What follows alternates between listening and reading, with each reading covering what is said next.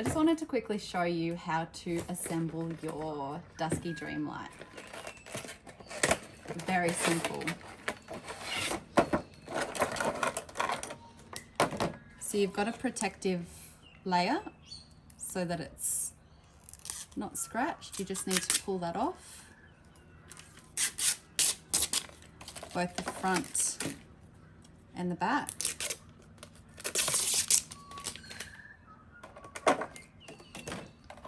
You've got your base, cord, remote and manual included. Make sure that the picture is towards the back.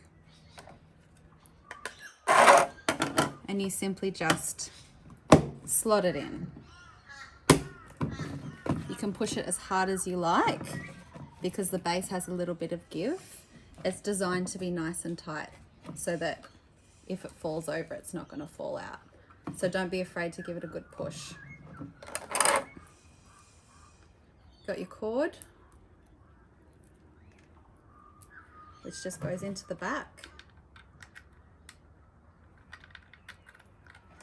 And then you can plug it into any adapter. It's the same as iPhone chargers, smartphone chargers. Use any USB port.